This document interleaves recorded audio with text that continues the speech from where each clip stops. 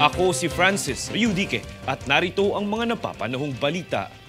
Itinalaga ni Pangulong Ferdinand Marcos Jr. bilang Acting DTI Secretary si Maria Cristina Aldegue Roque.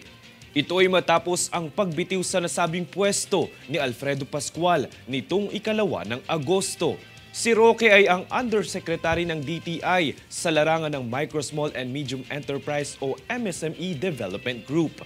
Malaki naman ang kumpiyansa ni Pangulong Marcos kay Roque dahil sa malaking papel na ginampanan niya sa paglago ng ekonomiya ng bansa.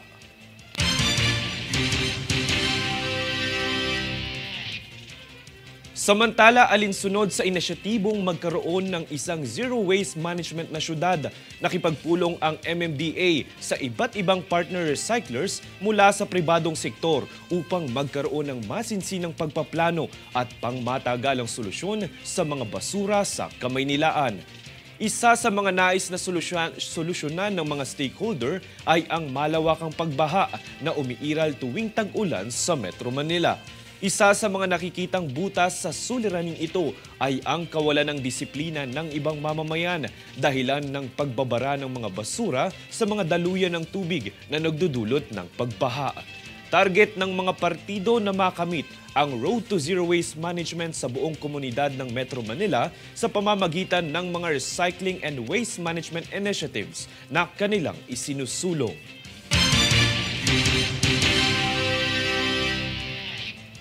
Magandang balita po, asahan ng matatanggap ng mga kawani ng pamahalaan ang umento sa sahod. Ito ang kinumpirma ng Department of Budget and Management na aniya ay hinihintay na lamang mag-issue ng executive order ukol rito. Ayon kay Budget Secretary Amenah Pangandaman, 36 na bilyong piso ang nakalaan para sa salary adjustment ngayong taon.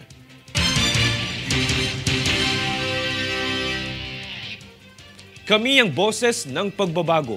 Ako si Francis Riudique at ito ang News Force.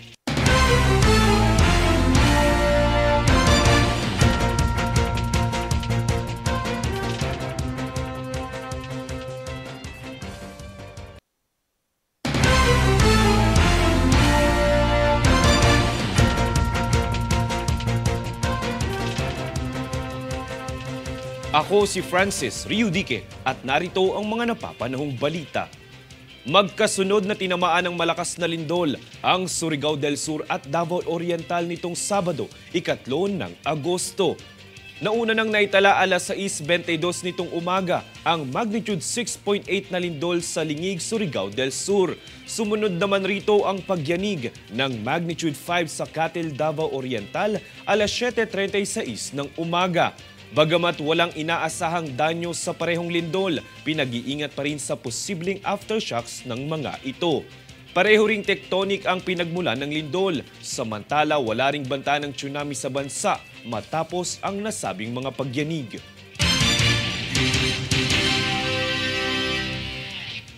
Sa ibang balita ay dineklara ng Department of Foreign Affairs o DFA ang Crisis Alert Level 1 o precautionary phase dahil sa sumiklab na kaguluhan sa Bangladesh.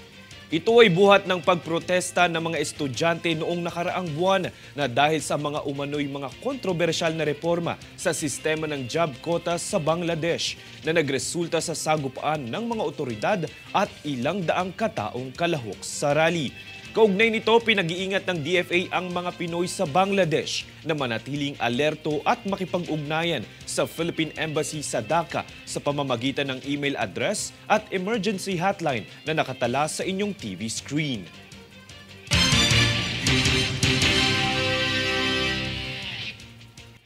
Balitang sports, target masecure ng dalawang Filipino Olympian na sina Gymnast Pride Carlos Yulo at Boxer Pride Carlo Paalam ang medalya para sa Paris Summer Olympics 2024.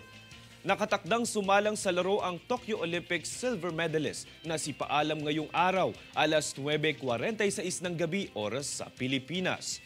Kasabay nito sa ganap na alas 9:30 ng gabi oras sa Pilipinas ay ang final round ng kampanya ni Yulo para sa floor exercise category ng gymnastics.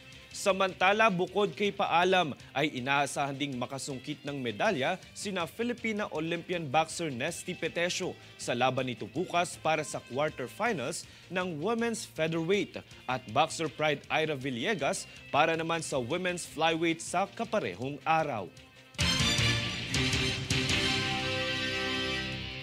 Kami ang boses ng pagbabago. Ako si Francis Riudique at ito ang News Force.